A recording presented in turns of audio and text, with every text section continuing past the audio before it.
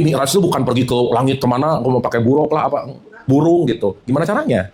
Makanya dalam bahasa Quran, tubuh yang mematung namanya berhala. Gitu. Tapi saat kamu memberhalakan diri, kamu mematung, kamu nggak mau berubah, kamu nggak akan mendapatkan experience yang baru gitu. Oke? Jadi orang yang menyembah berhala adalah orang yang tidak mau merubah pola pikir, tidak mau merubah keyakinan, tidak mau merubah mindset, tidak mau merubah POV-nya terhadap hidup. Kenapa coba bujangan pelit? Saat pelit, kita lagi berusaha menggenggam.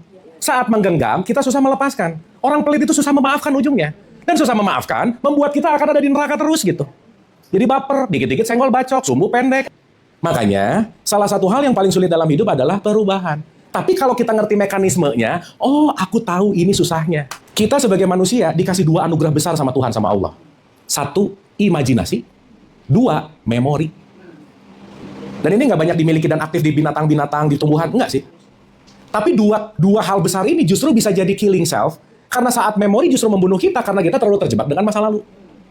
Jadi ibu-ibu tidak bisa melupakan, yang ada menerima, selesai. Jadi kalau ngomongin memaafkan itu bukan melupakan, tapi mengingat tanpa emosi.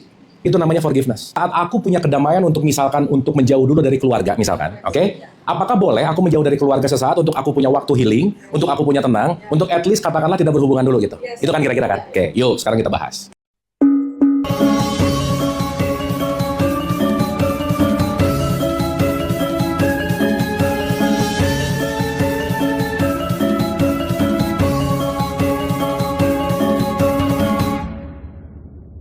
Baik, waktu dan tempat kami persilahkan. Terima kasih. Hatur nuhun. Kita tepuk tangan dong buat MC yang nggak dibayar ya, tepuk tangan. Kirain mau bagi-bagi hadiah sampai asar deh, ya udah ya. Baik.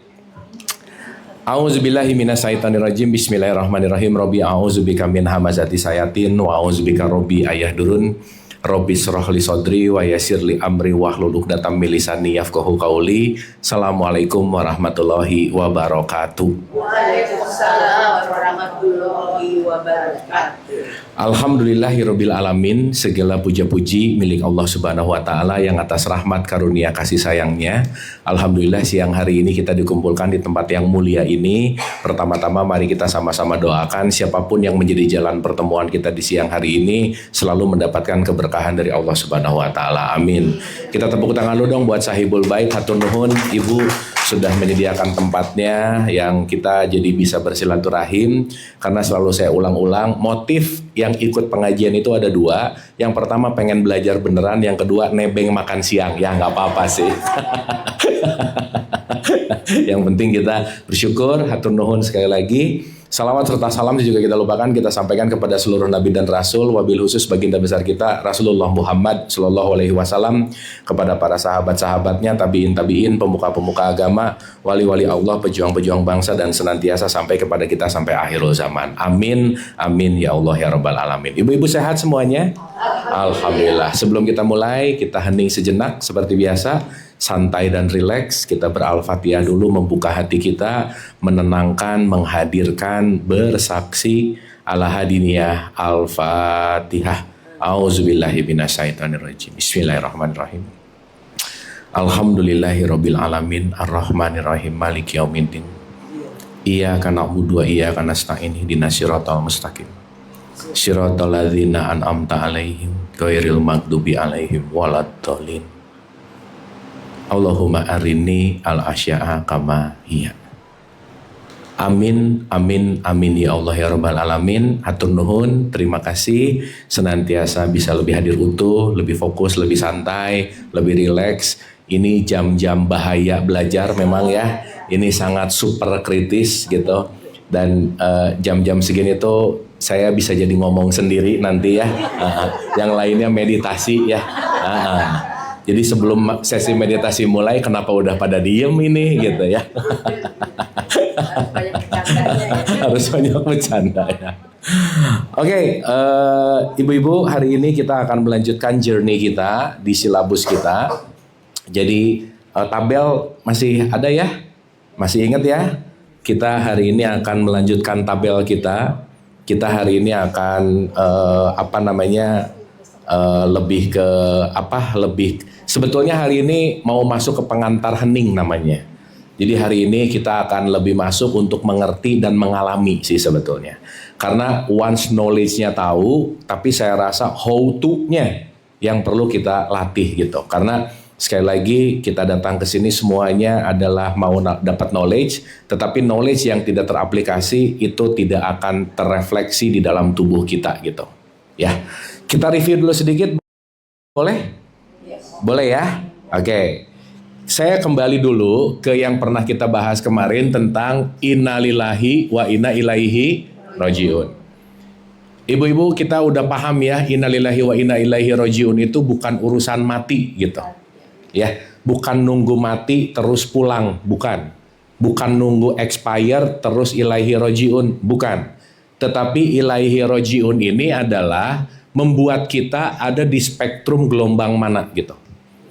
Jadi untuk mempermudah dan untuk supaya kita lebih memahami lebih esensi, kembali ke Allah itu sebetulnya lagi mau bicara tentang, ini kita di level pemahaman yang simpelnya dulu ya, supaya nanti kita lebih ngerti lebih dalam. Intinya cuma satu sebetulnya. Kembali ada pada gelombang ilahiyah. Kembali kepada apa? Gelombang ilahiyah. Jadi kalau kembali kepada gelombang ilahiyah, berarti ilaihi rojiun bisa dilakukan sekarang nggak? Bisa nggak? Detik ini bisa nggak? Kenapa? Kenapa? Karena gelombangnya Allah selalu ada, selalu memancar, dan nggak pernah off. Oke? Jadi kalau kita mau menggambarkan ini, anggap aja itu adalah sinyal wifi yang selalu ada, cuman karena kitanya nggak mau connect, jadi kita nggak connect ke situ gitu. Jelas ya? Berarti sinyal selalu tersedia nggak? Tersedia. Jadi kalau sekarang bicara bahwa aku mencari Allah jauh, bukan mencarinya sebetulnya, tapi aku tidak terkoneksi kepada sinyalnya gitu. Jadi kita akan bicara tentang signal hari ini. Signal atau sinyal. Kenapa? Karena kalau kita bicara dalam konteks ini, kalau kita bicara dalam konteks ilaihi rojiun, Allah itu selalu dikaitkan dengan Sang Maha Energi. Ingat, setiap energi pasti memiliki vibrasi, pasti memiliki frekuensi. Jadi ini lagi berbicara tentang gelombang. Sampai sini oke? Sampai sini dapat ya? Berarti kalau begitu, setiap kita dikasih receiver-nya nggak? Kan kalau Allah transmitter, kalau Allah memberikan gelombang, kalau sinyal wifi-nya ada, perlu ada gadget yang bisa nerimanya nggak? Iya. Gadgetnya apa? Ini gadgetnya. Receiver-nya namanya kolbu. Receiver-nya namanya kolbu, itu sering diartikan hati gitu. Jelas ya? Makanya konteksnya adalah bagaimana kita keterhubungan hati sebetulnya. Makanya nanti kita akan ngerti bahwa hati ini nanti layernya banyak sekali. Jadi maksud saya ibu-ibu, once kita mau bicara ilaihi rojiun, itu adalah kita lagi mau terkoneksi ke gelombang mana gitu intinya. Sampai sini oke? Sampai sini oke? Oke. Maka vibrasi itu kita bagi dua nih, kemarin udah bahas. Ada vibrasi tingkat tinggi namanya power. Ada vibrasi tingkat rendah namanya force. Kalau force itu melemahkan, kalau power itu membangkitkan. Force itu apa?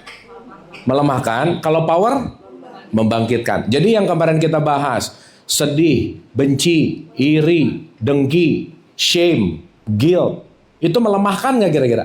Melemahkan. Jadi saya cuman mau membagi gampangannya ya, ibu-ibu ya, supaya gampang aja. Titik tengah ke bawah itu kalau pakai radio namanya gelombang AM. Kalau titik ke atas namanya FM. FM itu gelombang ilahiyah, AM itu gelombang setan gitu. Gelombang apa? Nah, berarti setan itu bentuknya apa? Gelombang. Berarti kalau setan berwujud, wujudnya kayak apa? Hah? Ibu-ibu pernah ngelihat setan nggak? Nah, kalau mau ngelihat gimana caranya? Ngaca bener.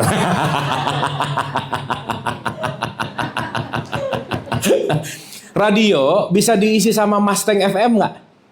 Bisa diisi sama Prambors nggak? Bisa diisi sama Gen nggak? Radionya tetap sama nggak? Saat dia masuk ke gelombang tertentu, dia akan mengeluarkan suara dari gelombang itu. Oke? Jadi kalau gitu setan gelombang bukan? Gelombang. Allah gelombang bukan? Nah, gampangannya gitu dulu. Tinggal kita mau connect ke gelombang mana. Tapi sebelum lebih lanjut, kira-kira lebih sering connect ke gelombang yang mana kira-kira? Ya udah. Nggak apa-apa ya. Jadi nanti kita ngerti bahwa begitu ngelihat sesuatu ya nggak apa-apa. Artinya apa? Pemilihan kita mau ada di gelombang tinggi maupun rendah itu semuanya adalah pilih. Cuman kita itu memilih cuman 2%. Memilih berapa persen? Kenapa coba? Karena 98%-nya kebiasaan. 98%-nya udah bukan pilihan tapi habits. Makanya ibu-ibu maaf ya, kalau kita belajar tapi tidak merubah habits, mau segimanapun, dia akan terus kembali kepada program lama gitu intinya. Sampai sini oke? Makanya kenapa kalau mau ngaji ada a'udzubillahi minasyaitonir rajim. Artinya apa? Ya Allah, berikanlah aku perlindungan dari gelombang rendah. Karena aku mau terkoneksi kepadamu di gelombang yang tinggi. Makanya maaf ya, orang susah ngerti dapat hikmah kalau banyak marah, pelit, iri, dengki, dendam, julid, udahlah. Gitu. Tapi marah, iri, dengki, pelit itu kebiasaan nggak kira-kira? Kebiasaan. Jadi nggak ada yang ngomong gini nggak ada yang bisa ngomong gini. Aku tuh kayaknya emang keturunan pelit deh, nggak bisa. Pelit itu dibiasakan. Karena jadi habits. Marah itu dibiasakan. Julid itu dibiasakan. Makanya kita lagi merubah kebiasaan supaya begitu ada tarikan ke bawah, kita sadar kita nggak terlalu tertarik, tapi kita akan naik ke sini gitu. Sampai sini oke? Makanya kalau dalam bahasanya Nabi Muhammad naik ke atas namanya Mi'raj. Jadi Mi'raj itu bukan pergi ke langit kemana, aku mau pakai buruk lah burung gitu. Gimana caranya? Buruknya udah bangkrut ya, bener nggak? Sekarang adanya Garuda. Paham maksud saya? Paham ya? Berarti waktu kita mau melakukan quote and quote Mi'raj, naik kepada kesadaran yang lebih tinggi gitu. Jadi kalau kita main di kesadaran lebih rendah, itu namanya gelombang AM, namanya Nah, fasilitasnya setan namanya neraka gitu. Panas bawaannya. Fasilitasnya ilahiyah namanya surga. Jadi kalau udah di bawah, udah pasti fasilitasnya neraka. Jadi kalau fasilitasnya di atas, udah pasti fasilitasnya di level power, itu pasti surga. Jadi ada power di situ. Gitu ya. Once kita punya power, berarti kita lagi menguasai kondisi. Kan pilihan kita cuma ada dua ya ibu-ibu. Kita dikuasai kondisi atau kondisi menguasai kita. Atau kita menguasai kondisi gitu. Contoh. Orang bisa bikin kita sakit hati nggak? Nah itu jawaban neraka barusan. Kenapa? Kalau orang kata-katanya bikin kita sakit hati, berarti remote control bahagia kita ada di dia. Betul nggak? Tapi kalau orang ini mau ngomong apapun, kitanya tidak memaknai apapun, kitanya di surga, dia mau ngomong jelek, nggak ya udah aja. Gak ngaruh. Berarti sakit hati gara-gara dia atau aku tidak terlatih? Mantap. Sering sakit hati nggak? Oh iya.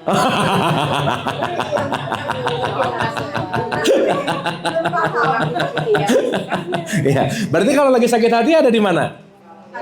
Nah, tolong disadari jangan lama-lama. Oh iya ya, sakit hati itu karena aku memaknai mendingan aku mau terbebas, aku mau lepas dari neraka sekarang. Saya mau pindah ke surga gitu. Jadi neraka bisa sekarang nggak? Surga bisa sekarang nggak? Sip, mantap. Ilaihi rojiun bisa sekarang nggak? Wah, mantap udah. Dah ibu-ibu lulus, kita udahan ngajinya ya. Udah lulus kok, udah oke kok gitu ya. Nah, cuman kendalanya itu satu. Kendalanya itu cuman satu. Namanya habits. Nah, saya kasih contoh. Ini di save ya, ibu-ibu ya. Sampai sini follow, oke? Oke ya. Kalau nggak ngerti boleh langsung raise hand. Ya, diharapkan nggak usah pura-pura ngerti ya, nggak apa-apa. Nah, mending nanya supaya kita dalam-dalemin gitu. Iya, daripada di neraka terus. Bertanya itu bodohnya 1 menit tapi pinternya selamanya. Nggak mau nanya, bodoh selamanya, nggak pinter-pinter. Makanya nanya itu sangat penting. Ingat ya ibu-ibu, pertanyaan itu emas. Emas banget. Karena ada questioning, berarti di situ ada respon terhadap jawaban. Oke, sampai sini? Sip ya? Makanya ibu-ibu jangan berhenti bertanya. Keep questioning. Keep questioning means keep alive gitu. Sip ya? Kalau udah nggak nanya, berarti otomatis nih. Ngantuk benar. Terutama siang kali gini kalau nggak banyak ditanya, ibu-ibu meditasi duluan ya. Dah. Kita balik dulu ke struktur yang namanya diri. Sumber pusat, maha dari semua segala maha itu adalah Allah. Allah itu aku satu. 32 ayat 9 dipercikan. Namanya ruh. Ruh itu aku dua. Berarti masing-masing kita ada aku duanya nggak? Ada. Aku dua adalah cara untuk terkoneksi ke aku satu nanti. Oke? Dipercikan. Jadi semua kita sebetulnya percikan dari sumber yang sama nggak? Sip. Kalau ngerti ini nggak akan ada berantem. Mau lambangnya A, lambangnya B, mau merah, mau kuning, ngerti itu semua cuman identitas, tapi isi percikannya datang dari sumber yang sama. Makanya chaos, makanya berantem, itu tidak terjadi di aku dua, tapi terjadi di aku tiga, namanya jiwa. Berarti jiwa kita ini programnya beda-beda nggak? Beda. Kenapa? Lahir dari orang tua yang beda, pola asuhnya beda, lingkungannya beda, maka jiwanya beragam pasti. Berarti semakin ke bawah, semakin beragam nggak? Nah, makanya kalau saya bikin piramid, ini di sini aku satu, ini di sini aku dua, ini di sini aku tiga, ini di sini aku empat. Makin ke bawah, makin diverse gitu. Sampai sini oke? Sampai sini oke? Tapi kalau kita ngelihat dengan gelombang tinggi, aku 4 dan aku 3 nggak jadi masalah. Kenapa? Aku melihat aku duanya. Contoh. Saya mau pakai analogi yang gampang ya. Contoh. Kira-kira kalau di depan ada jenderal bintang 4, maaf ya ini contoh aja ya ibu-ibu ya. Kalau di depan ada jenderal bintang 4 sama ada tukang sapu. Kira-kira yang akan cenderung dihormati yang mana? Kenapa? Kelihatan bintangnya, kelihatan apa, betul nggak? Berarti saat aku menghormati gara-gara jenderalnya, aku lagi ada di aku 4 dan aku 3. Jasad. Paham nggak? Ulang. Kita bisa membedakan menghormati dengan tulus kepada jenderal dan kepada tukang sapu. Bisa begitu nggak? Mungkin kalau jenderal yang lewat sampai gini, pagi. Nah, bisa begitu? Tapi kalau tukang sapu lewat, pagi. Bisa begitu? Berarti waktu tadi kita menghormati apanya? Jasadnya dan jabatannya. Itu di level aku 3 dan aku 4. Level rendah namanya. Kitanya di level rendah ya? Iya. Makanya kita membedakan menghormati jenderal sama menghormati tukang sapu. Padahal isinya jenderal sama isinya tukang sapu percikan yang sama nggak? Kalau dua-duanya pagi, ke tukang sapu pagi, nah itu udah di aku 2 namanya. Top. Oke? Bisa dimengerti? Berarti kalau udah di aku 2, aku nggak ngelihat lagi fisiknya, aku nggak ngelihat lagi atributnya, tapi aku melihat percikan Tuhan ada di situ. Makanya di Al-Baqarah 115 ada kata-kata, kemana saja kamu menghadap, di situ wajah Allah. Kira-kira kalau kita ngelihat semua wajah Allah cenderung akan membenci, merendahkan nggak? Enggak. Di situ muncul yang namanya compassion. Mau beda simbol, yang satu salib, yang satu gambar A, B, yang satu apa, yang satu nggak ngaruh lagi. Kenapa? Itu semua perbedaan di aku 4 dan di aku 3. Paham? Paham? Berarti aku 3 bisa bikin chaos nggak? Aku 4 bisa bikin chaos nggak? Makanya tingkat rendah 3 dan 4 disebut dunia. 2 dan 1 nanti disebut akhirat. Makanya semakin mengkotak-kotakan, semakin mendunia. Semakin menyatu oneness tauhid, namanya akhirat. Jadi akhirat ada di level power, dunia ada di level force. Jadi orang yang duniawi itu bukan orang yang kaya sebenarnya. Bukan orang yang mobilnya banyak sebetulnya. Tapi orang yang mengkotak-kotakan, aku nggak hormatin ini, aku nggak sama yang ini. Aku benci sama yang ini, aku ini sama yang ini. Dan seterusnya. Itu dia mengkotakkan gara-gara klasifikasi perbedaan yang paling mendasar gitu. Sampai sini oke? Paham ya? Gimana gitu ya? Kan kalau bahasa Indonesia powernya apa ya? Power apa? Force apa? Gini, power itu kita membangkitkan hidup. Bangkit. Kalau force, kita mendrop, merendahkan hidup. Menekan.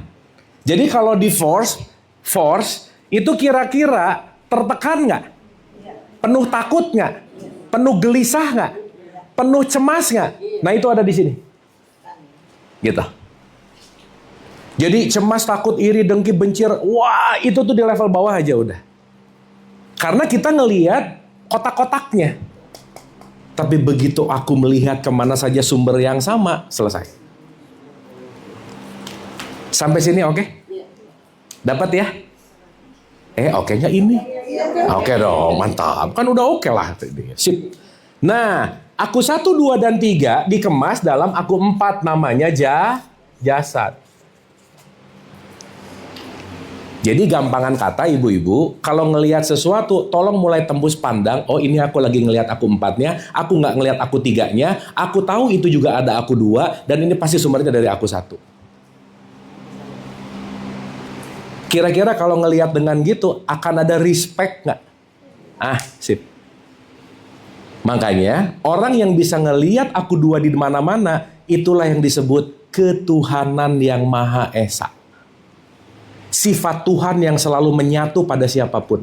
Keren loh Bu.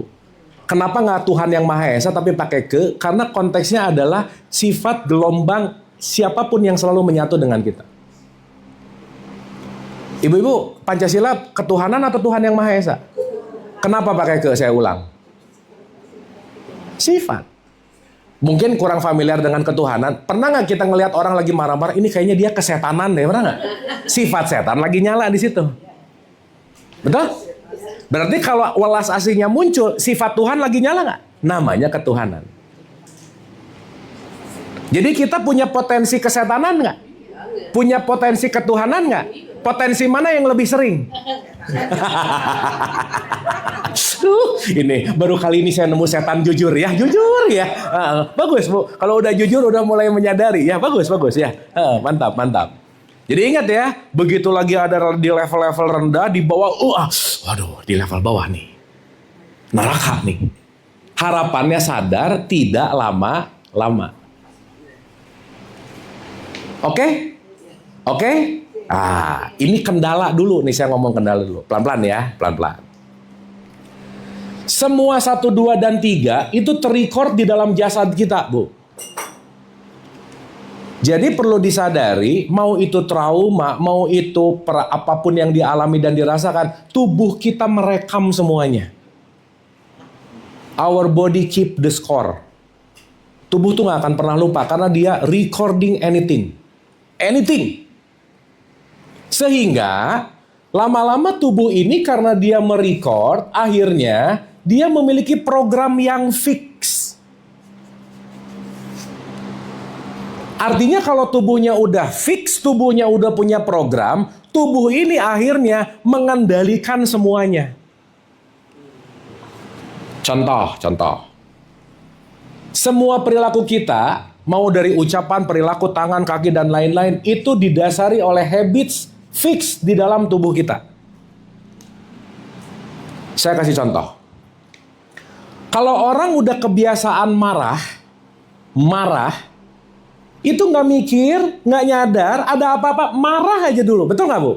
Berarti tubuh menguasai semuanya. Paham nggak? Oke. Sehingga ketika si jiwanya nanti ini mendapatkan pengetahuan baru, kesadaran baru, ingat, salah satu keinginan tubuh, dia selalu ingin status quo, nggak mau berubah. Pokoknya gini aja, nggak mau gimana-gimana lagi, gini, udah. Nah, di dalam jiwa kita setidaknya ada pikiran, perasaan, dan emosi. Contoh nih. Jadi tubuh pengennya diem terus nggak? Tubuh pengennya status quo nggak? Tubuh susah berubah nggak? Yes, dah itu dimengerti dulu. Makanya changing itu adalah susah, berubah itu susah. Kenapa? Tubuhnya suka nggak mau. Contoh, saya kasih contoh. Badan merasa nggak enak, datang ke Pramita Lab. Keluar hasil rep merah semua. Kolesterol nggak baik, tensi nggak oke. Kira-kira perlu ada perbaikan nggak?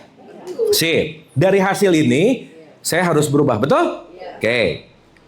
Muncul niat di jasad atau di jiwa? Nggak dong. Di sini niat. Kan urusan software di sini. Ya, oke. Oke. Berarti minimal aku perlu rajin olahraga dan aku mau diet. Suka ada pengen-pengen gitu? Kejadiannya kan kapan-kapan. Benar nggak ini? Karena si tubuh udah fix ngunyah mulu, gitu. Niat mau diet akan dikalahkan oleh kebiasaan tubuh. Dan ini terjadi untuk apapun. Makanya salah satu hobinya tubuh, salah satu hobinya quote and quote tanpa sadar, menunda-nunda. Nanti deh. Kenapa? Saat niat pengen diet keluar, begitu, oke, aku mau diet. Tubuh ngomong, gua sih enggak. Gitu. Tubuh ngomong gitu. Udah gini aja nggak apa-apa. Tinggal berapa tahun lagi. Waduh, ibu hopeless banget sih.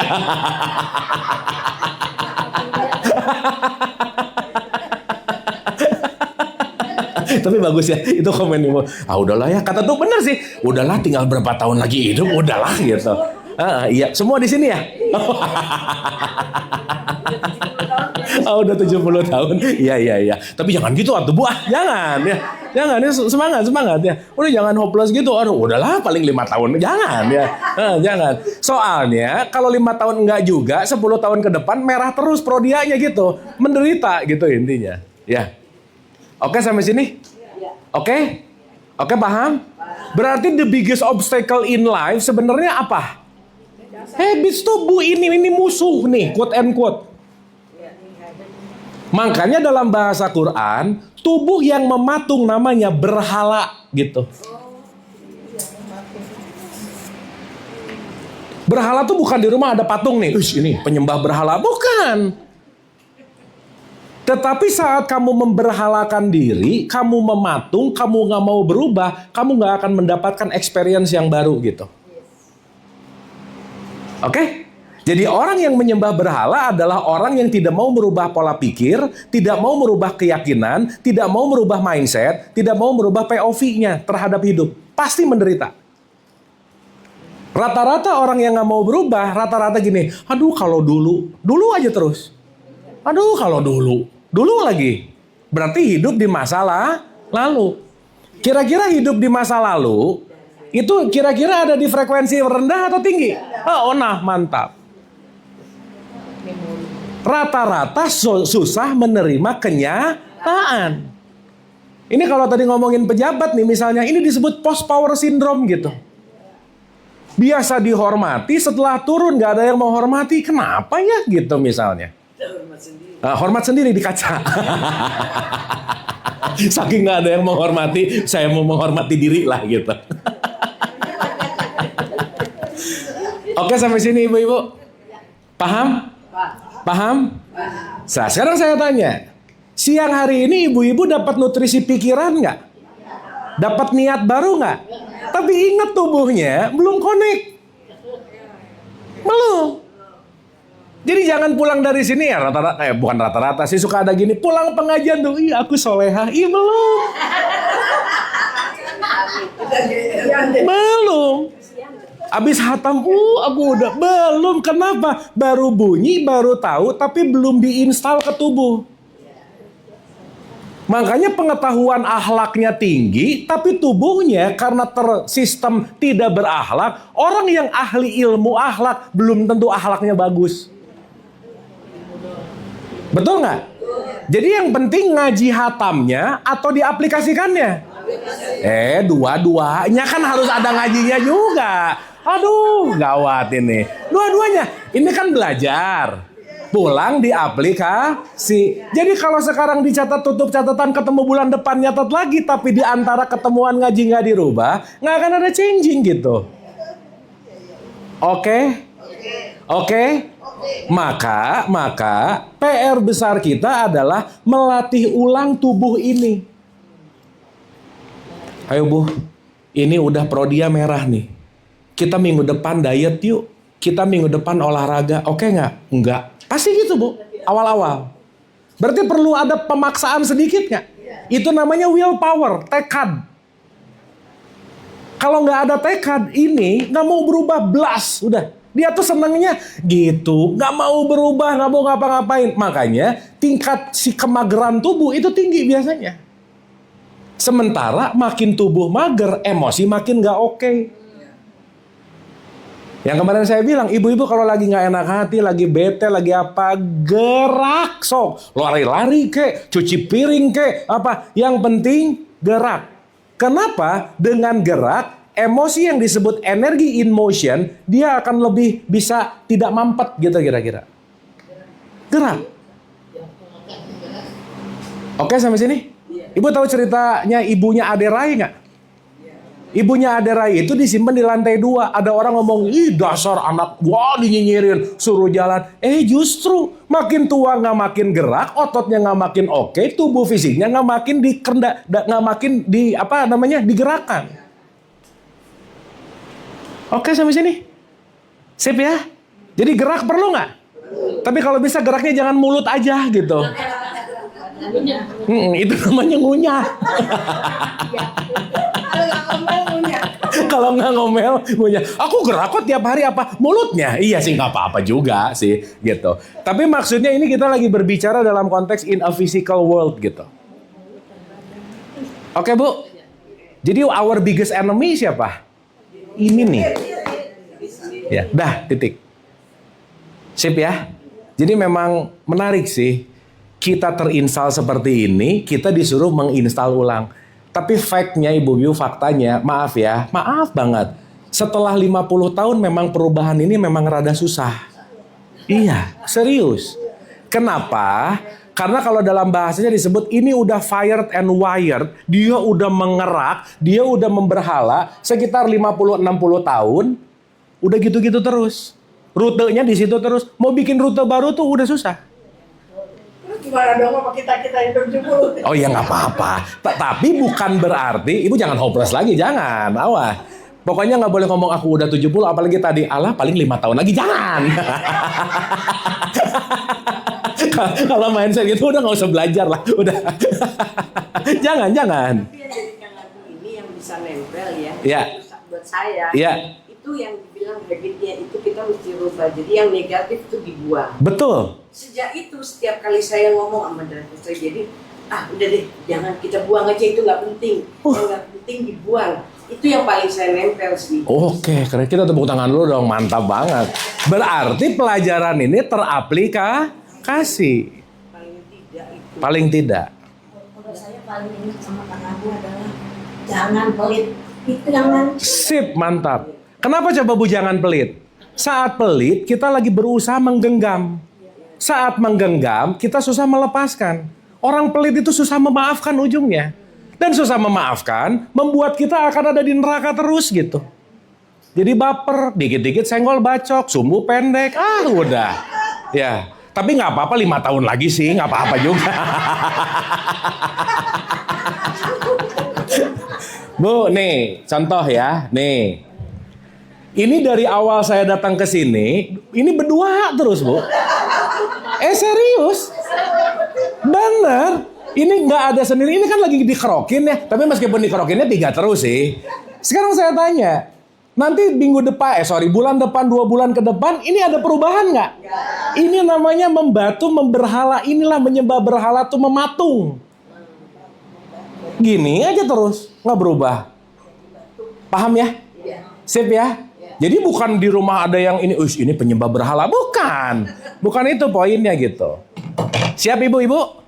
Nah, di atas 50-60 memang udah mematungnya tingkat level tinggi memang. Makanya salah satu hal yang paling sulit dalam hidup adalah perubahan. Tapi kalau kita ngerti mekanismenya, oh aku tahu ini susahnya. Jadi dilakukannya dengan sadar gitu kira-kira. Oke? Silakan Ibu. Kamu pakai mic supaya kedengaran? Oh iya. Mengenai niat itu kan semuanya perubahan habit itu harus ada niat. Harus ada niat. Nah, itu untuk memulai niatnya itu harus dengan ilmu atau dengan Betul. Niat dilakukan tanpa ilmu, akhirnya kita melakukannya nggak tahu ukuran, nggak tahu batasan, nggak tahu alasan gitu loh Bu. Ibu kalau masak tahu knowledge-nya, enak nggak masaknya? Enak, oh gini. Tapi kalau, ya nggak apa-apa juga ya, semua juga belajar. Tapi once kita melakukan sesuatu tanpa knowledge, akhirnya jadi kayak untung-untungan gitu. Udah semoga deh. Tapi once kita tahu knowledge-nya, jelas getting clear, saya mau ke situ gitu. Ya. Mungkin niat itu ada sense untuk memaafkan dan melupakan yang lalu, bisa nggak? Gini. Kita sebagai manusia dikasih 2 anugerah besar sama Tuhan, sama Allah. 1, imajinasi. 2, memori. Dan ini nggak banyak dimiliki dan aktif di binatang-binatang, di tumbuhan. Enggak sih. Tapi dua hal besar ini justru bisa jadi killing self. Karena saat memori justru membunuh kita karena kita terlalu terjebak dengan masa lalu. Jadi ibu-ibu tidak bisa melupakan yang ada menerima, selesai. Jadi kalau ngomongin memaafkan itu bukan melupakan, tapi mengingat tanpa emosi. Itu namanya forgiveness. Jadi kalau udah, contoh. Ibu misalnya sebel sama orang nih, dendam. Begitu dengar namanya aja, suka gitu, ada nggak yang gitu? Ada aja, jangan banyak-banyak, jangan ada. Nah, dulunya kapan? Minggu lalu sih. Minggu lalu juga dulu ya. Iya, jangan salah. Aku tuh dulu kapan 3 hari lalu itu dulu. Sama. Ya. Udah positif. Nah, saat ingat, ada voltase nggak enak nggak? Nah, begitu letting go, voltasenya makin turun. Sampai begitu nginget lagi namanya udah lega, itu namanya forgiveness. Tapi nggak akan lu inget lagi udah hai. Makanya hal yang dulu terasa berat sekarang udah kita tertawakan, berarti kita udah bebas dari masa lalu. Rumusnya 1 Bu. Ya. Tragedi ditambah waktu sama dengan komedi. Udah gitu aja. Tragedi ada timing, lama-lama jadi komedi nggak? Sok yang lagi marahan. Dulu ingat nggak kamu tuh nyebelin banget, hahaha gitu ya. Pernah gitu? Tapi waktu masa-masa nyebelin bisa gitu nggak kira-kira? Udah lewat. Makanya sebuah tragedi kalau ada timing kesadaran, maka akhirnya akan jadi komedi. Makanya Dante bilang, life is all about the divine comedy gitu Bu. Kalau bahasa Quran, dunia ini hanyalah permainan. Maka nggak usah serius-serius amat. Tapi jangan juga main-main. Nah gitu. Oke. Aduh jadi diam gini ibu-ibu. Oke nggak ini? Oke. Ya. Saya mau coba connecting. Sorry. Oke ini biar kedengaran. Oke, Kang Abu. Jadi ini saya lagi berusaha untuk menyerap semuanya lah ya. Ini yang tadi seperti tante saya soal memaafkan, melupakan gitu kan. Terus ini ada low vibration, high vibration gitu. Terus saya ingat tanggal 8 Oktober you and Dr. Rama Giovanni kan buat live streaming. Yes. Tentang narcissistic. Narcissistic, yes. Ya. Itu aku bersyukur banget akhirnya di Abu Marlo ada dokter yang menjelaskan mengenai apa cluster B kategori karena saya juga pelajarin itu. Nah, yang saya pertanyakan adalah saya kan emang lagi proses di mana caranya saya bisa damai lagi, peaceful lagi, memaafkan, terus oke, nggak bisa lupa gitu ya. Tapi apakah misalnya kan kalau yang dijelaskan sama dokter Rama Giovanni itu kalau misalnya kita pernah disakiti gitu kan ya sama yang narcissistic people ini ya psikopat, sosiopat, and you name it. Nah itu apakah kita diperbolehkan untuk diberikan waktu gitu gimana caranya untuk healing kan emang makanya contoh aku ikutan Kang Abu Marlo di sini very good high frequency and high vibration aku bersyukur banget gitu tapi kadang juga suka ada tekanan gitu ya dari luar gitu walaupun emang kita kan diajarkan sama Akang kita harus lebih besar daripada our environment kan. Yes, of course. Cuman honestly it takes time and it's really hard for me at the moment gitu untuk jadi gimana ya Kang ya gimana caranya gitu loh supaya kalau misalnya aku contoh nih ada acara keluarga gitu kan ya aku nggak mau datang ke situ karena di situ ada beberapa orang masa lalu gitu tapi aku mau peaceful gitu jadi aku kalaupun mau kumpul keluarga aku hanya I literally consciously choose with who I share my energy with. I'm very selective person. Oke. Ya pengalaman ya. Jadi apakah haruskah aku datang ke acara keluarga itu terus nanti kalau aku nggak datang aku nanti berarti aku low vibration apa gimana? Tapi aku juga pengen in high vibration gitu. Jadi serba salah gitu loh Kang. Jadi apakah yang harus dilakukan? Terus apakah salah gitu kalau saya nggak datang ke acara keluarga itu? Padahal saya pengen peaceful. Apakah saya jadi guilt gitu. Jadi saya merasa guilt and shame gitu. Serba salah gitu loh Kang. Oke, paham. Oke, ya. Thank you Kang. Mohon bantuannya. Oke. Kita tepuk tangan dulu dong, keren banget pertanyaannya, very nice. Thank you very much anyway. Nah, mungkin pertanyaannya gini. Mungkin ini terjadi gitu ya. Saya mungkin mau gini, pertanyaannya adalah saat aku punya kedamaian untuk misalkan untuk menjauh dulu dari keluarga misalkan, oke? Apakah boleh aku menjauh dari keluarga sesaat untuk aku punya waktu healing, untuk aku punya tenang, untuk at least katakanlah tidak berhubungan dulu gitu. Itu kan kira-kira kan? Oke, yuk sekarang kita bahas. Gini, pernah dengar jangan memutus silaturahim nggak? Ibu-ibu, jangan lupa. Jangan lupa. Jangan sampai kita memutus silaturahim yang nomor satu bukan sama siapa-siapa tapi sama diri sendiri. Itu nomor satu. Ngerti nggak maksud saya? Kalau kita memutus silaturahim sama diri kita tidak membuat self-love, kita membiarkan apapun yang terjadi, kita jadi people pleaser, kita susah bilang say no, itu namanya memutus silaturahim sama diri gitu. Gitu kira-kira. Paham nggak maksud saya? Jadi once decision itu dilakukan ketika, sorry ya, I need time to break, karena apapun itu bisa men-trigger, saat itu dilakukan dengan niat self-love, that's your choice. That's it. Karena yang membuat itu guilt itu bukan pilihanmu, tapi pemikiranmu terhadap omongan orang lain yang disangka bahwa alah anak ini tuh nggak mau kumpul apa. That's opinion. Oke? Tapi once kita memilih untuk memilih bahwa ini adalah jalur aku untuk self love dulu dan aku memisahkan diri bahkan menyendiri, itu kan hak saya untuk membuat diri saya lebih tenang dan mencintai lebih baik gitu. Karena itu nothing to do sama siapapun gitu. Even sama family, even sama parent, even sama siapapun. Kita punya hak untuk bahagia. Gitu. Kita punya hak untuk bahagia. Kita punya hak untuk bahagia. Oke? Dapat ya? Nah, saya komain gini. Belok dulu dikit. Ini keren banget sih. Contoh. Suka nggak suka, mau nggak mau, kita hidup dalam sebuah frekuensi. Oke? Makanya kalau ada satu frekuensi spike up di lingkungan itu udah mulai nggak nyaman sama sekitarnya. Ibu-ibu di sini yang udah malas ngomongin orang, ketemu grup arisan yang ngegosip mulu, pasti malas datang. Bener nggak? Kenapa? Udah nggak nyaman. Dan itu nggak dibuat-buat, bukan sok suci, tapi aku udah nggak di situ gitu. Meskipun dulu mantan akut sih dulu gitu banget gitu misalnya. Tapi sekarang udah nggak di situ gitu. Berarti frekuensinya berubah nggak? Saat frekuensi berubah, itu secara quote and quote ya, secara alamiah itu akan diperjalankan dengan new circle di sini. Oke? Itulah kenapa Nabi Muhammad hijrah.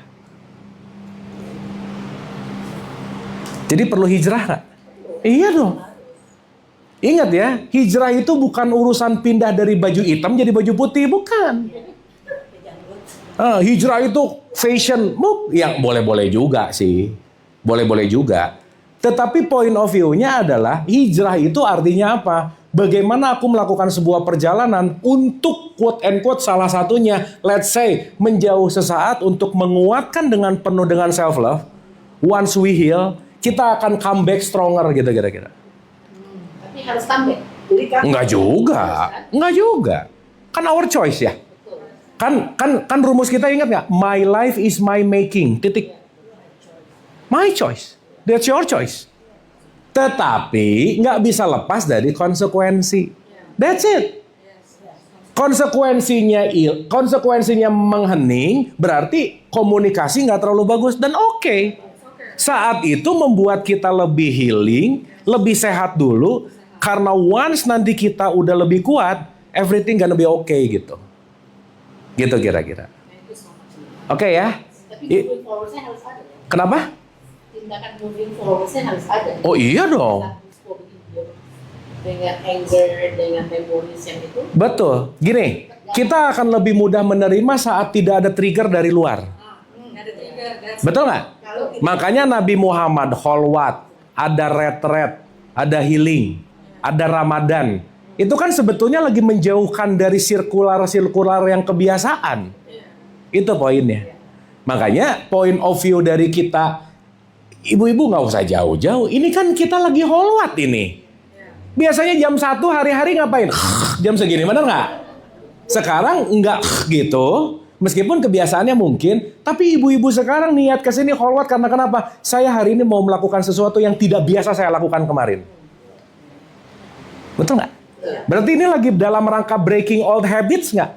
Lagi dalam rangka perbaikan ini nggak kira-kira? That's the point. Self-healing. Gitu. So this is part of moving forward. Oh iya dong. Berarti ini bagian dari moving forward nggak? Tapi jangan lupa sebelum move on, move in dulu. Move in. Cek dulu rasanya. Kenapa? Karena ketika dilakukan untuk menjauh ada rasa benci, itu bukan healing namanya. Itu kabur namanya. Iya, beda. Beda.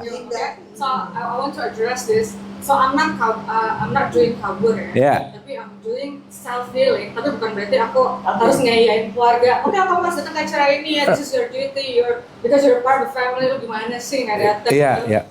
Because these are trigger. Tadi kan akan juga bahas trigger. Betul. So I have the choice to say no Yes. to these people. Yes. I do not need to come there. That's it. Just to prove, okay, I'm the bigger person. Nah. And then after that, I'm gonna be Iya. depressed again. Iya. So what I'm doing is not kabur kan? Betul. Kabur atau tidak kan yang tahu Yeah, our perspective. intention. Intention. That's it. Itu intention. Jadi intinya jangan pernah menyesal atas semua keputusan yang baik buat diri kita. That's it. Thank you. Selesai. Thank you banget udah. Oke ya, dapat ya. Kita tepuk tangan dulu dong, keren ini questionnya nih. Mantap banget nih. Nice. Nah, tapi ada tapinya. Ada komanya dulu dikit. Orang bilang time will heal, betul? Iya. Itu rada hoax sih. Iya. Tapi practice will heal. Kalau sekarang keluar tapi nggak latihan, nggak akan sembuh juga. Artinya apa? Time di sini, waktu untuk latihannya yang penting. Karena contoh nih, oke ya, saya retret nih. Pas retret tetap benci, tetap marah, tetap julid, balik. Kok nggak berubah ya? Ya ini cuma beda tempat aja sih gitu. Ya kan? Sama kayak orang umroh, Bu. Umroh itu kan sebetulnya kita mau retret kan? Kita mau melakukan sesuatu yang tidak dilakukan di Jakarta.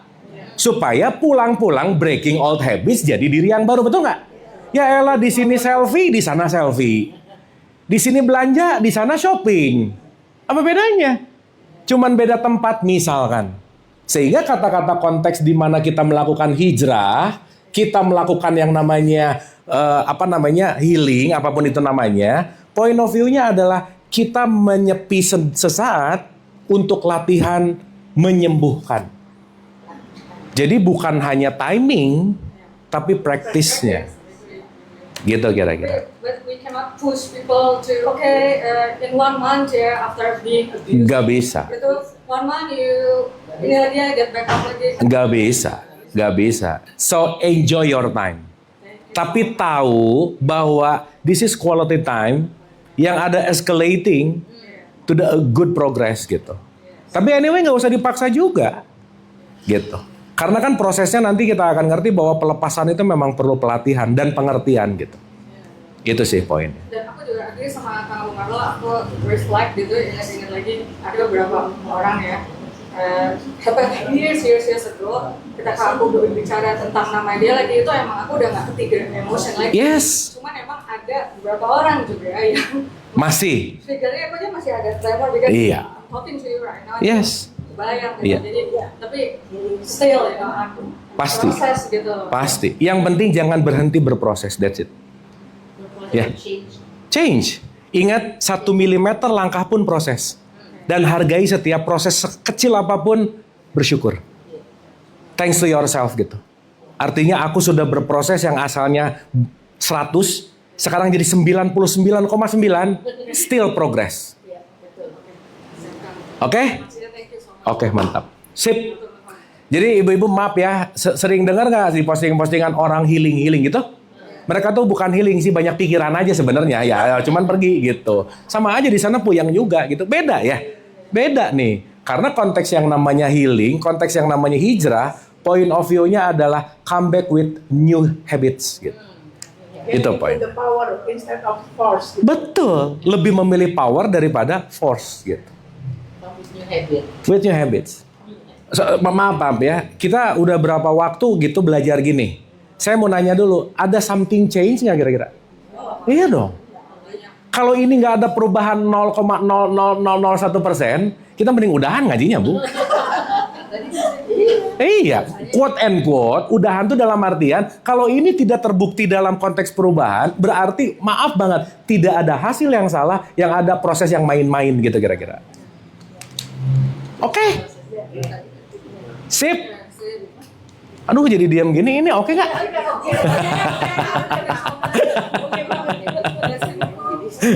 Mantap ya, keep on going. Makanya support system tuh perlu.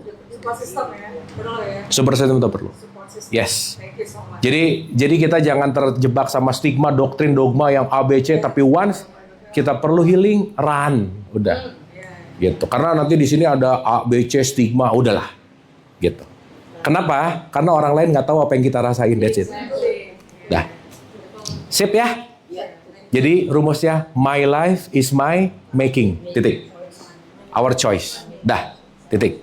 Tapi ada tanda bintang, syarat dan ketentuan berlaku. Ada konsekuensi, itu udah. Jadi jangan kabur dari konsekuensinya, jangan. Makan cabe begitu kepedesan, mulas, Allah menguji. Ya elah kamu yang makan cabe, Allah yang menguji, gimana sih gitu. Disalahin Allah mulu gitu. Nah, sip ya? Oke. Nah, saya tuh nggak pengen banyak cerita lagi, ibu-ibu, karena saya rasa si teori-teorinya udah. Nah, sekarang kita mau bicara gini. Saya ulang sekali lagi boleh ya? Dikit lagi, habis gitu kita akan belajar pelan-pelan untuk mengalami. Berarti PR besar kita nomor 1 adalah physical as habits. Oke? Nah, sekarang ibu-ibu take a moment, 2 minutes saja. 2 menit. Coba ibu-ibu rasain dan tanyain ke dirinya.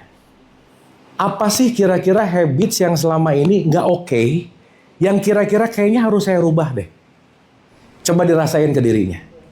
Ya, saya kasih waktu 2 menit, ibu-ibu santai dulu, relax, just contemplating, ask to yourself, kira-kira habits apa nih yang perlu aku ubah, yang perlu aku sisihkan, dan kira-kira I need new habits.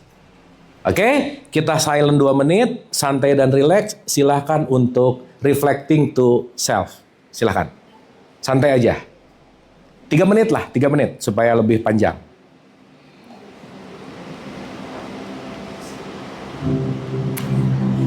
Biar lebih santai, saya kasih pengiring. Mungkin matanya juga boleh dipejamkan, santai dan rileks. Dan mungkin ini masa yang tepat untuk connecting, untuk self-talk. Karena siapa tahu jiwa yang ada di dalam diri kita sangat rindu untuk diajak ngobrol, sangat rindu untuk diajak diskusi, karena mungkin kita nggak terlalu banyak waktu untuk jiwa kita masing-masing. So, just enjoy the moment. Just do self-talk. Ask to yourself. Tanyakan kepada dirinya masing-masing. Apa yang ingin aku rubah dalam habitsku?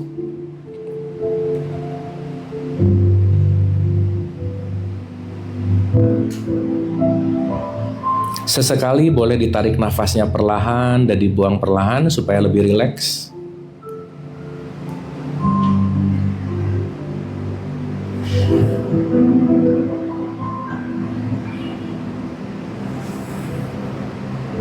Santai dan rileks.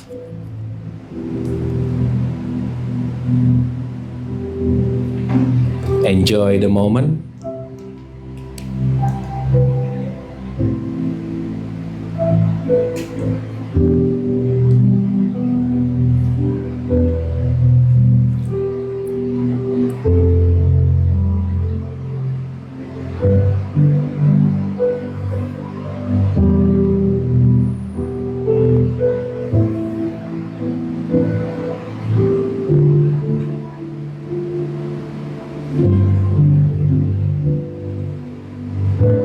Silahkan diskusi abis-abisan sama dirinya.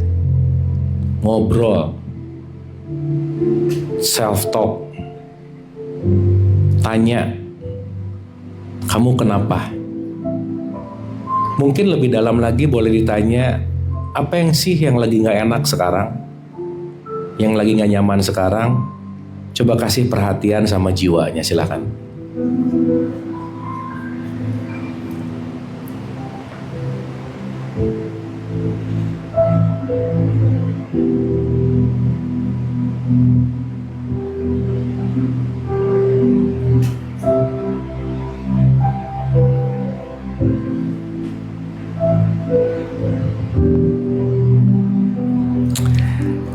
Cukup, kita tambah waktu beberapa menit, ibu-ibu semua.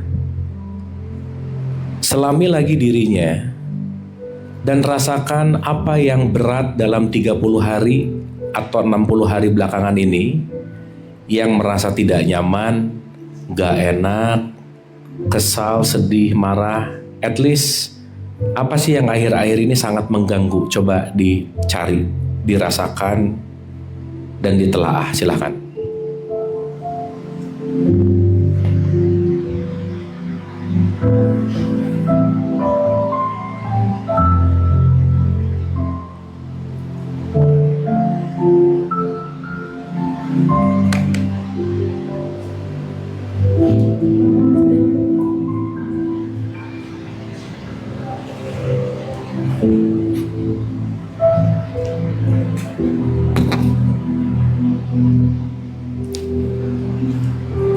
Cari sampai akar-akarnya.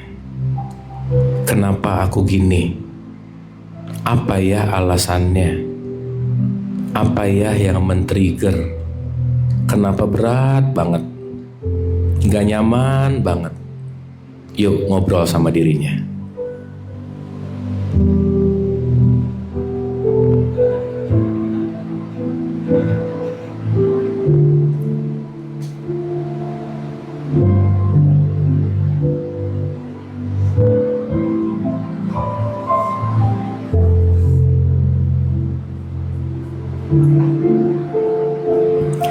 Sesekali dalam obrolan itu, sisipkan kata-kata terima kasih kepada dirinya. Yang mungkin diri ini jarang banget dikasih sapaan terima kasih.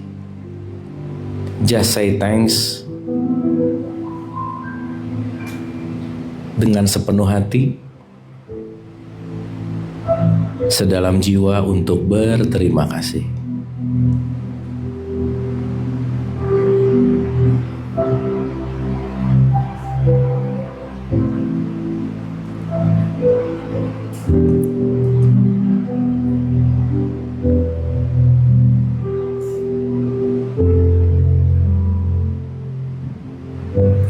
Jika ada rasa tidak nyaman, terimalah.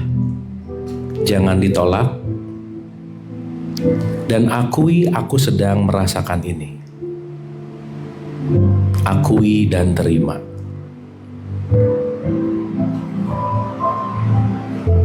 Jujur sama perasaannya. Terima seapa adanya.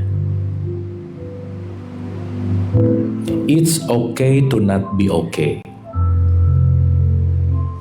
Hanya diterima.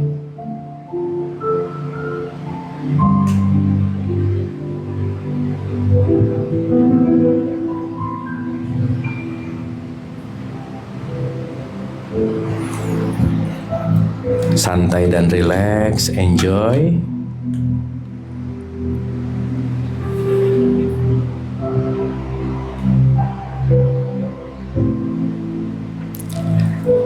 Dan sekarang, lepaskan semua apapun itu, hanya fokus ke nafasnya masing-masing. Mari kita tarik nafas pelan-pelan.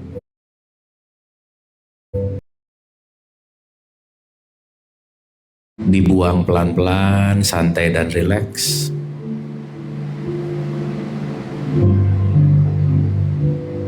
Ditarik lagi perlahan-lahan.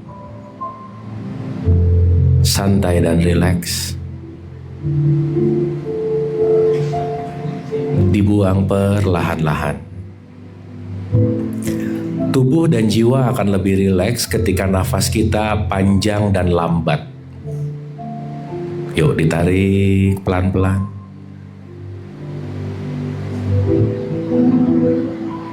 Dibuang pelan-pelan.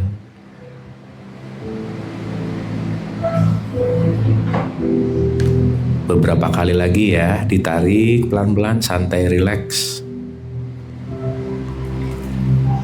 Dibuang pelan-pelan, santai dan rileks, enjoy, just enjoy. Matanya tetap dipejamkan.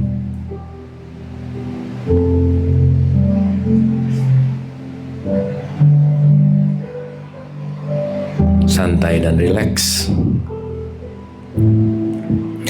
Dan per saat ini, biarkan nafasnya terjadi alami. Kita semua hanya menonton nafas masuk dan keluar. Yuk, tonton aja.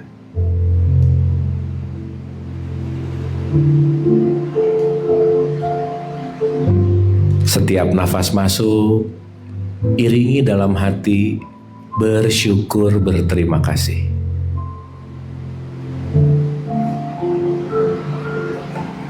Setiap nafas keluar, iringi dengan rasa bersyukur, berterima kasih.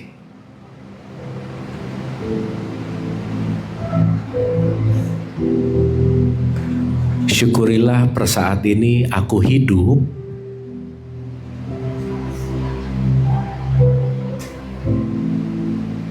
Syukurilah nikmat terbesar adalah hidup.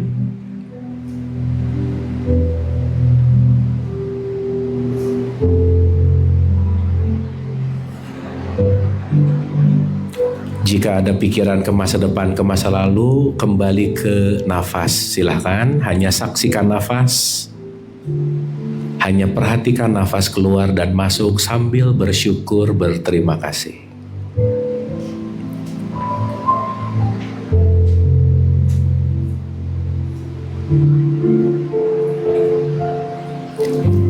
Kata-kata saya tidak perlu diulangi, hanya rasakan oleh hatinya.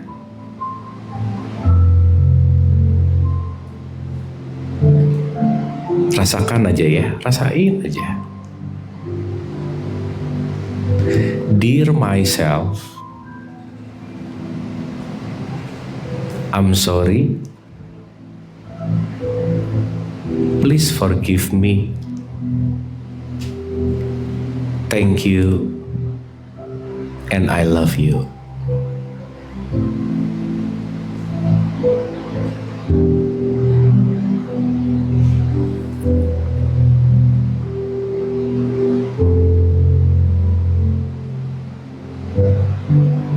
Santai dan relax.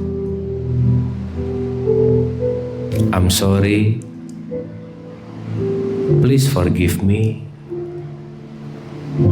Thank you and I love you.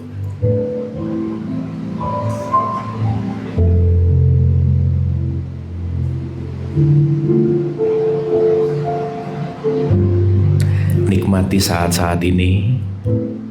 Syukuri saat-saat ini. Hanya hadir utuh di sini saat ini.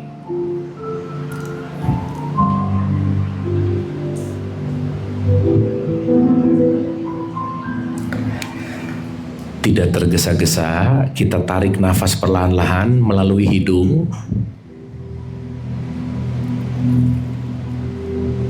Tahan sebentar dan kali ini buang melalui mulut, dan saat dibuang lepaskan semua beban-beban yang dirasakan.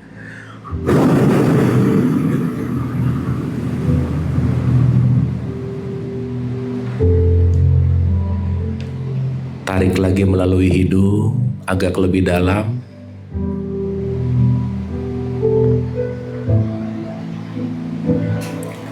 Buang beserta semua beban melalui mulut.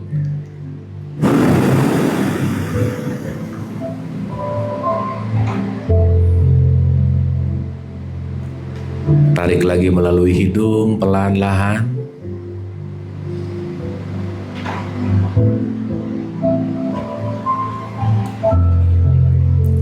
Dan silakan buang melalui mulut beserta semua beban-beban yang sedang dirasakan.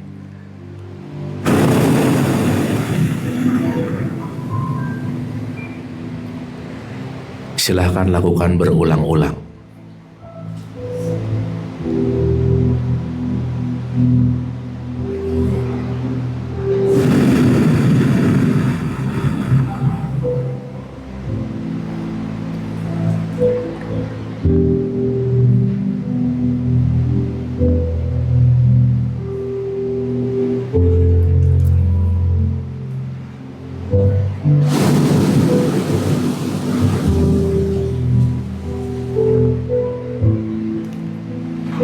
Beberapa kali lagi, tarik pelan-pelan melalui hidung. Dan lepas semua apapun yang sedang dirasakan berat.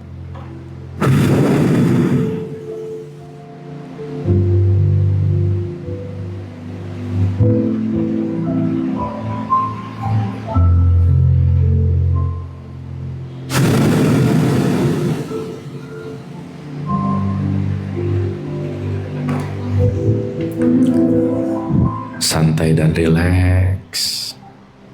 Santai aja. Dan sekarang biarkan nafasnya alami.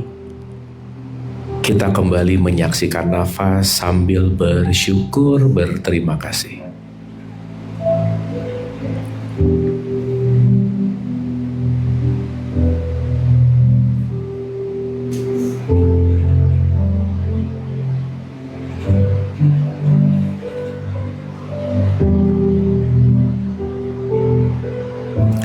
Wahai para jiwa, istirahatlah sejenak. Dari khawatir, cemas, dan takut, istirahat.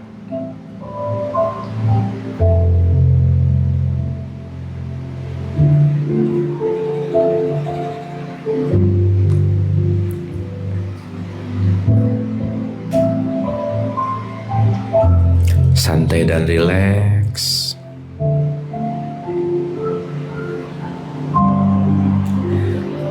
Dan kedua telapak tangannya boleh digosok-gosok sampai terasa lebih hangat. Kalau sudah hangat, silahkan letakkan dengan penuh kelembutan di wajahnya masing-masing. Diletakkan.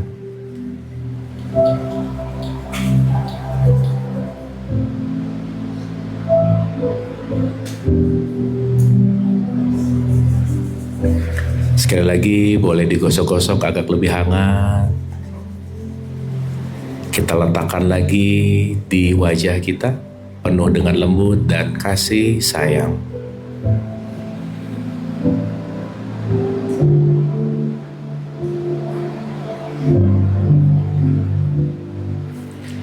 Dan tidak tergesa-gesa. Tangannya boleh diturunkan dan matanya boleh dibuka perlahan-lahan. Gak usah buru-buru, santai aja. Dan silahkan boleh untuk saling memeluk teman sebelahnya untuk berterima kasih dan saling memaafkan.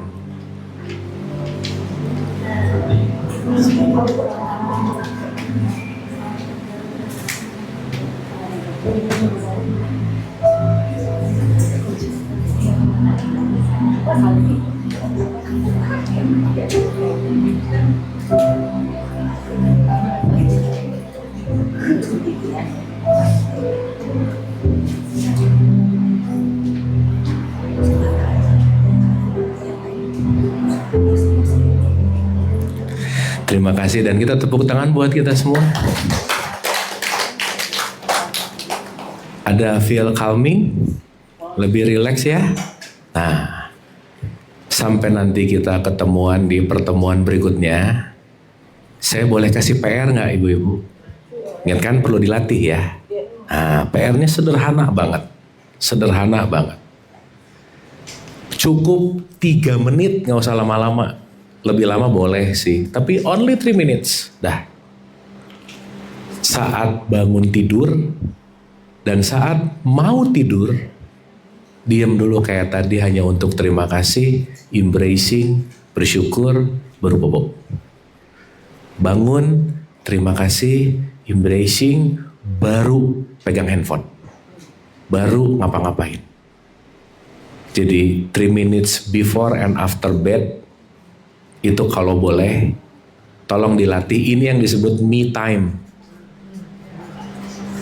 Ingat ya, me time itu bukan nongkrong ke kafe, bukan ya, itu namanya wasting time. Enggak. Ya, itu me time duniawi ya, ini yang rohani ya. Jadi please do connect to your energy inside, ke dalam energi kita, untuk kita embrace, untuk kita bersyukur, berterima kasih. Cukup 3 menit aja. Oke? Ya. Saya udah sering nanya, tapi agak susah jalanannya. Kan Yusef dan kalau ketemu. Sorry, punten, biar kedengeran. Kalau ketemu lihat orang kan saya mencoba bahwa siapapun yang saya lihat gitu, oh itu adalah percikannya Allah. Saya udah sering nanya sama Kang Abu. Saya coba praktekin.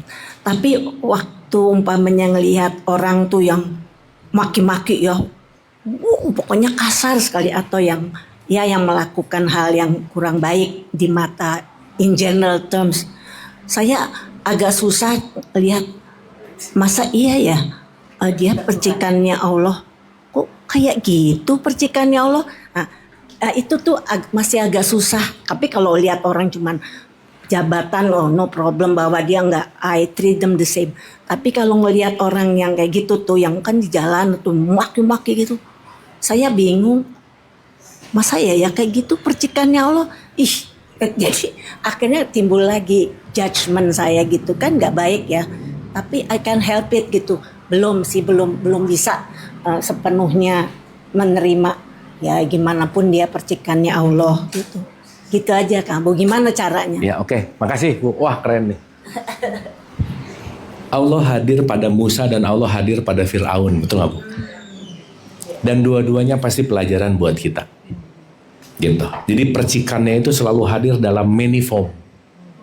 Gitu. Jadi begitu ngelihat, oh ada pelajaran apa buatku.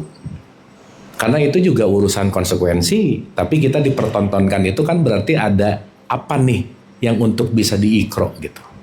Karena dia akan menampil dalam banyak bentuk. Gitu intinya. Ujung-ujungnya nanti ke situ. Meskipun nanti kita bisa bahas bahwa itu ada pilihannya, itu ada konsekuensinya, itu ada karmanya, macam-macam lah. Tapi point of view-nya adalah saat kita melihat bahwa selalu ada Allah dalam malaikat dan dalam setan kan. Dan dua-duanya adalah bagaimana kita mau mengambil pelajaran. Itu sih poinnya. Jadi kalau lihat ada orang yang seperti itu kalau saya langsung mikirnya, oh Allah mau nunjukin that is not something good. Yes. Jangan jadi seperti orang. Betul. Apa pelajaran buat kita? Ya, jadi saya Iya. bilang, oh, jangan kayak gitu ya. Iya. Itu nggak baik. Iya. Buat saya itu message dari Allah ya. Waktu ada kejadian kayak gitu, betul nggak? Betul. Contoh ya, emang nggak berat jadi setan, Bu? Ngegoda terus. Mungkin dia juga capek kali. Tapi karena dia tunduk sama Tuhan, maka setan adalah salah satu makhluk yang paling istiqomah kan gitu. Poinnya ada di situ. Konsisten banget. Konsisten mengganggu. Tapi sebetulnya bukan mengganggu, tapi memberikan pelajaran. Oh iya. Kan gini, kita itu diganggu setan. Tapi kita terganggu atau tidak urusan kita. Choice. Gitu. Jadi nggak bisa gara-gara setan, nggak bisa. Kan saya cuma ngajak. Yang mau kamu. Gitu. Gitu kira-kira. Oke? Oke. Sip ya. Semoga get something. Kita tepuk tangan lu dong buat semuanya, keren. Very good vibes. Afternoon ini, siang hari ini nice banget. Jangan lupa dilatih ibu-ibu. Kita ketemu, kita libur setahun ya. Ya setahun. Ini setahun. Kita ketemu Februari ya. Jadi mudah-mudahan after Februari kita bisa lanjut hening 2, 3 dan kita bisa melanjutkan peta yang kita akan bahas. Tapi sekali lagi apapun, let's celebrate life. Semoga ibu-ibu semua tetap sehat dan bahagia. Wabillahi taufiq wal hidayah. Assalamualaikum warahmatullahi wabarakatuh. Hatur nuhun.